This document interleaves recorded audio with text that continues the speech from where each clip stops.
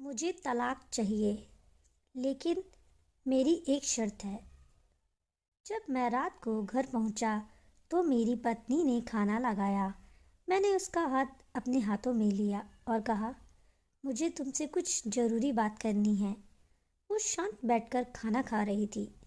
उसकी आंखों में कुछ दर्द सा साफ नजर आ रहा था। मुझे नहीं पता कैसे कहूँ, मगर मुझे उसे बताना ही था। मैंने बड़े प्यार से कहा, मुझे तुमसे तलाक चाहिए। ऐसा लगा जैसे उससे मेरे शब्दों से कुछ फर्क नहीं पड़ा, बल्कि उसने मुझसे पूछा, क्यों तलाक चाहिए? मैंने उसके सवाल को अनसुना किया तो उसे गुस्सा आ गया।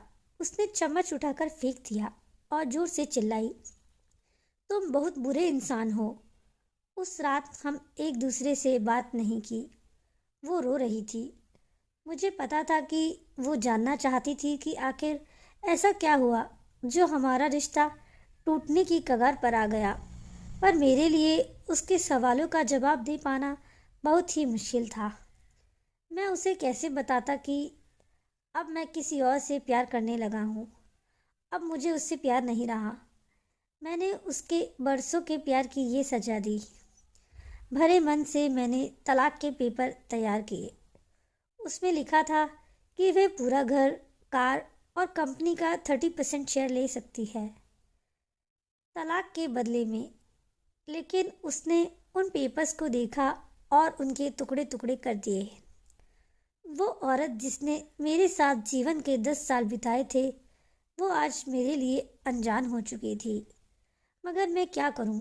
जो हो चुका है उसे मैं बदल नहीं सकता था, क्योंकि मैं किसी और से अपनी पत्नी से ज़्यादा प्यार करने लगा गया था।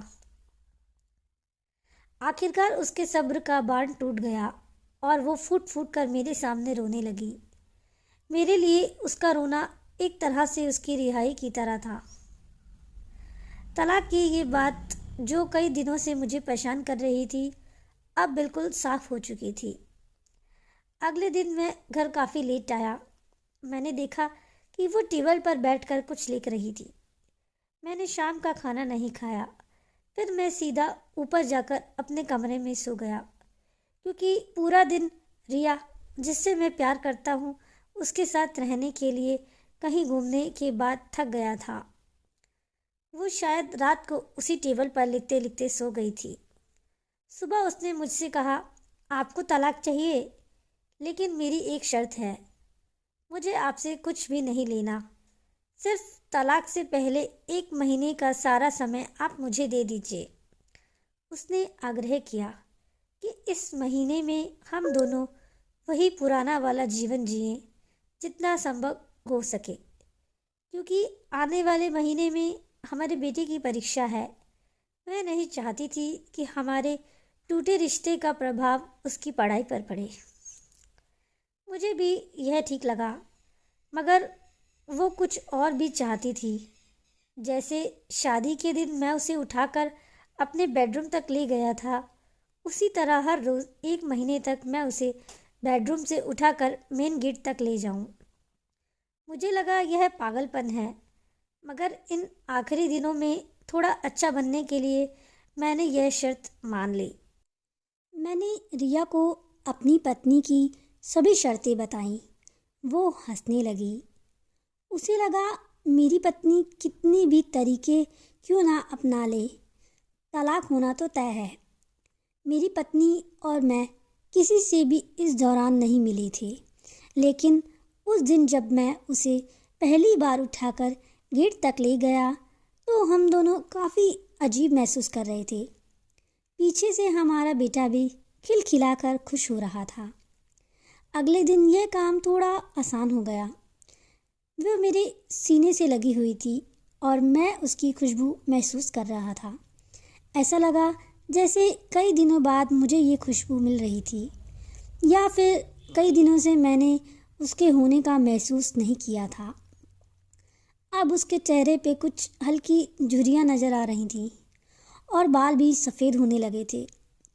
ये वही औरत थी जिसने अपने जीवन के 10 साल मुझे समर्पित किए थे। चौथे दिन जब मैंने उसे उठाया तो वो पुरानी रोमांच लौटने लग गई थी।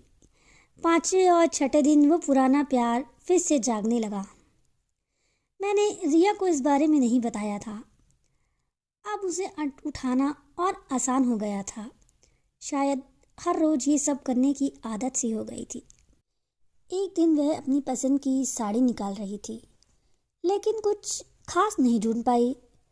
उसने सांसें भरते हुए कहा कि सारे कपड़े बड़े पड़ने लगे हैं। तब मुझे पता चला कि वह काफ़ी दुबली पतली हो गई है और इसलिए मैं उसे आसानी से उठा नहीं पा रहा था। मेरे दिल को एक झटका सा लगा। उसने अपने दिल में काफ़ी दर्द छुपा रखा था। पता नहीं कैसे मैं आगे बढ़ा और उसके सर को छूकर देखा। अचानक हमारा बेटा आया और बोला कि पापा, ये तो मम्मी को उठाकर बाहर ले जाने का समय हो गया।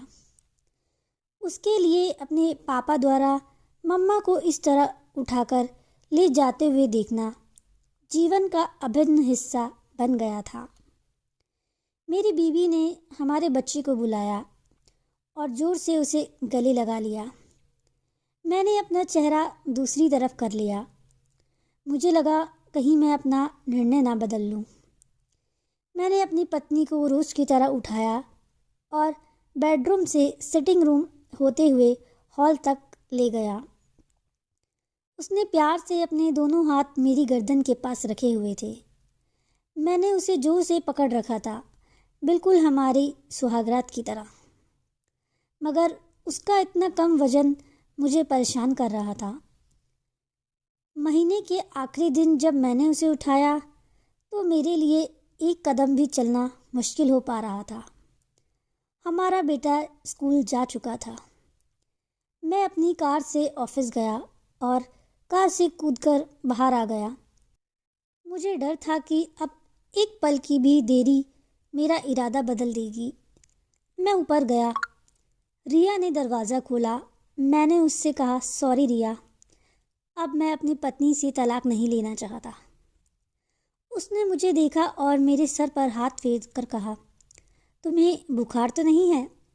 मैंने उसका हाथ हटाया और कहा, सॉरी रिया, अब मुझे अपनी पत्नी से तलाक नहीं चाहिए। हमारी शादीशुदा ज़िंदगी शायद हम दोनों के ध्यान ना देने की वजह से बोरिंग हो गई थी, लेकिन इसका ये मतलब तो कतई नहीं कि मैं अपनी पत्नी से प्यार नहीं करता।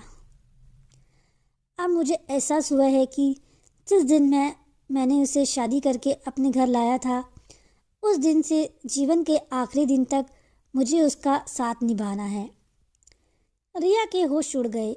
उसने एक जोरदार चांटा चढ़ दिया मेरे मुंह पर और वह रोने लगी और दरवाज़ा अंदर से बंद कर लिया।